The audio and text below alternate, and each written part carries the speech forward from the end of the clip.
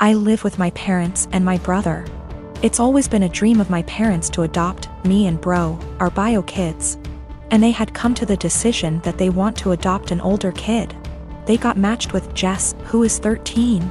Due to the current situation, she is not living with us, but we've met before and she spent a weekend with us in January. Jess, despite sometimes being sweet and kind, is very high maintenance and has a lot of anxiety and anger problems. She can go from 0 to 1,000 really quick. During her stay, she got triggered by something when we were in public. She and I went to a clothes shop and my parents were in a cafe nearby. Some guy accidentally grabbed her by her shoulder as he thought she was his daughter, and he apologized immediately and started screaming. I was the only person there, and I tried to calm her down, but she ran off. She was found, shaken, but safe, an hour later. I then got grounded as I had failed in being responsible for my sister. I said I didn't have a sister. My parents were angry about this and said that how dare I be rude about her, don't I know how much she's been through? She's had other outbursts, but none so huge in public. She can be cold and untrusting and was very clingy to my parents. I do admire her and think she's very brave, but I don't want to live with her. My parents call Jess often. I often say hi and try to be civil and supportive. But it seems like the only thing my parents can talk about is Jess and how brave she is, and she isn't even here yet. We live in a 3-bedroom house, and my parents promised to move to a bigger one later this year. Recently, my parents broke the news to me that Jess will move into my room, and I can pick whether I want to share a room with bro or Jess. I don't want to share with either. My brother is messy, loud, and is your average 9-year-old boy, and Jess has night terrors and screams the house down. And it's enough having to open my house to her, but I value my privacy a lot and don't want her in my room, which is like my special place. I was crushed. I asked if we were still moving, and my parents were like, we like this place and have no solid plan. I freaked out and was like, you guys are forgetting you have another daughter and are too excited about the shiny new one to remember that the one you have has feelings and boundaries, and if you're changing everything I've ever known, at least I deserve to be listened to. If this is how life's going to be, I don't want to have a sister. Good to note, my room is big enough to have a wall put in, and my parents considered it a few years back. I would be happy with that. They refuse, even though we can easily afford it, because it is too much effort. My parents are offended that I'm not being welcoming towards my sister. And I'm offended that the life I knew is going to be turned upside down, and I'm not going to have the thing I value most, my privacy. My boyfriend and I have been together for 2 years. He's a good heart and is normally rational, but his one issue is that he expects to accompany me in every occasion no matter how big or small. He even went with me to my ex-boyfriend's funeral after days of begging. Now my best friend got married few days ago. It was very small and only close family and friends were invited. My boyfriend couldn't come because of the +1 rule. He pitched a hissy fit saying my best friend has no respect for my relationship and was shocked when he learned that I was still going to attend. He told me that if he can't go then I'm expected to not go as well, but that is my best friend and I had to respect her rules. He gave me an ultimatum: either we go together or I stay home with him. I ended up going cause again I respected my friend's rules.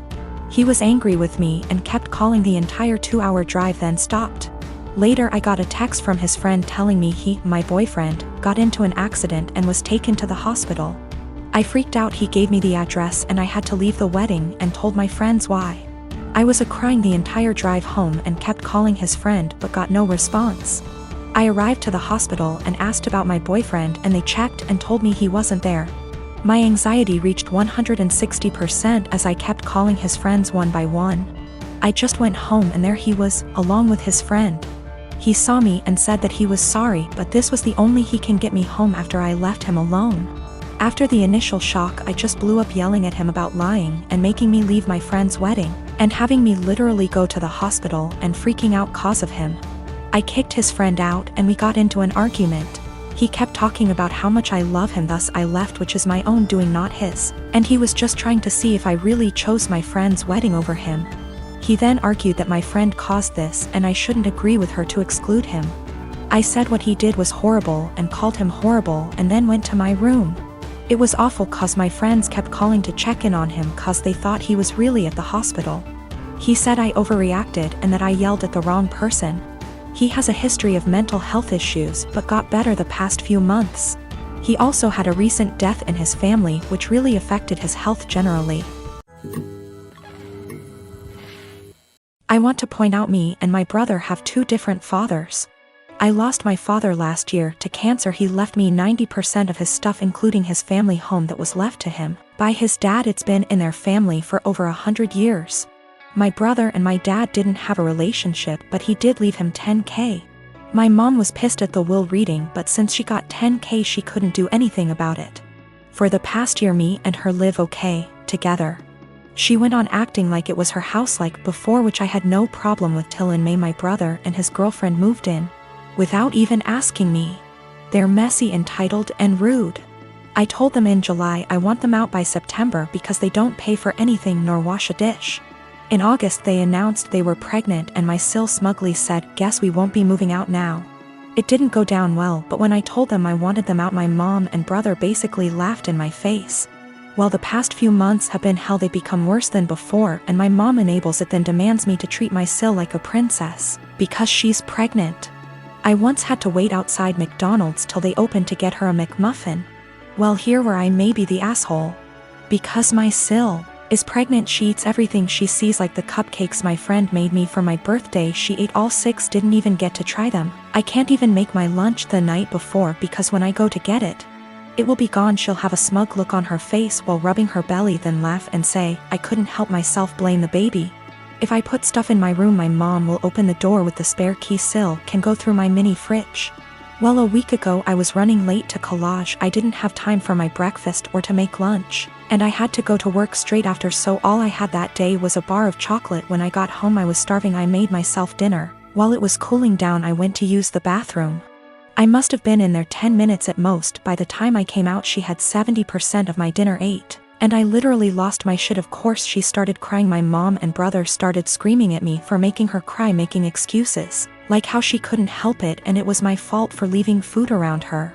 Well, I had enough. I told them get out, just like before I got mocked. But here's the thing, back in October my uncle offered me a life-changing amount of money for the house. I called him up crying a few days ago explaining the situation. He said he'd buy the house but he will evict my mom and brother. The OFC didn't take it too well and I have had to stay with a friend. I've been receiving texts and I'm being tagged in multiple posts on social media. I'm starting to think I'm the bad person now. So for making my mom and brother homeless? If I sell the house to my uncle I will lose $100,000, but he's always been good to me. And it's one of those situations where I'd sleep better knowing it's gone to someone in my dad's family. My mom told me because of my age I wouldn't be taken seriously if I tried to evict them. If I evict them and continue to live in the house along with the high financial costs, I don't think they'd ever let me live in peace. My mom has health issues and my sil will have to move in with her parents. They won't allow my brother, so I'd be splitting up a young family, in my mom's words. I, 29F, dated a guy Joe, 30M, for 3 months before he left me to go back to his ex Kim, 30F. Right after we broke up I found out I was pregnant and now I'm at 24 weeks. I let him know and he was ecstatic. Turns out his girlfriend had fertility issues and would likely never be able to get pregnant naturally, and he has always wanted to be a father. Getting back together was out of the question for both of us, so he's still with his girlfriend. Joe was only allowed at the initial appointment because of COVID-19 and we found out I was having twins. According to Joe, when he told Kim she had a mental breakdown about her infertility and wanted to talk to me. I met them at their house and Kim stated that she wanted to be involved in my pregnancy because she would eventually be the children's stepmother. She started telling me that I needed to do a home birth, that I needed to formula feed so that they could have the babies half of the week, that she wanted 1 boy and 1 girl, and that she wanted the kid to call her mama since they would be calling me mommy.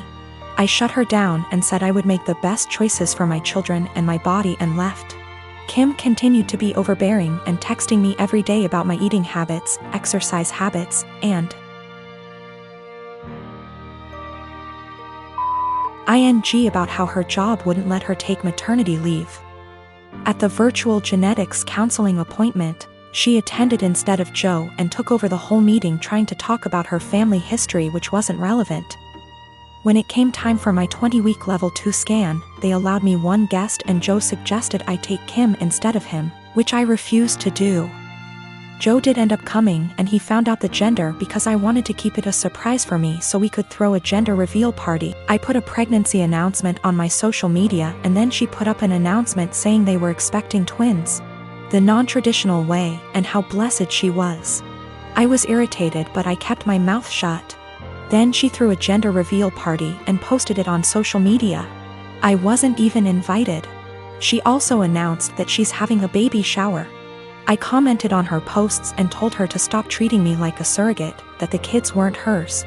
And that Joe didn't have any claim or custody of the kids until they are born. I then called Joe and reiterated all of this and stated that I would not be seeing either of them until we went to family court, and that my mother would be my birthing partner. He and Kim and some of her friends and family are saying I'm an asshole and her mother even called and insisted I give her one of my babies like this is the parent trap? I'm definitely getting a lawyer ASAP. Y'all have scared the shit out of me but I'm happy you did. We used condoms because I do not react well to hormonal birth control and I had to wait to get a non-hormonal IUD because of other medical issues. The Thursday I posted this, I went to the police and they stated that there was nothing they could do because a crime hadn't been committed. In my state, orders of protection are criminal or family, so I was able to get one against Joe. On Friday, I did get a lawyer and they let me know in my state there was nothing I could do as far as custody before the babies are born. So I will be leaving my state soon to ensure that this isn't my baby's home state and I can't be charged with anything. Kim came to my job, damaged my car, and broke a bunch of office windows. I work with kids, so she was arrested for not just the criminal damage and trespassing but also child endangerment, so hopefully, that works in my favor. Also, if Joe did it on purpose, I don't think Kim knew. Because she was screaming at me about how I stole her life and everything I had was supposed to be hers. I have orders of protection against both Kim and Joe. I left the state anyway and Joe and Kim started harassing me again because there's no legal jurisdiction when you leave the state. But I have enough evidence that I was able to press charges in my current state as well and will be pursuing a restraining order here.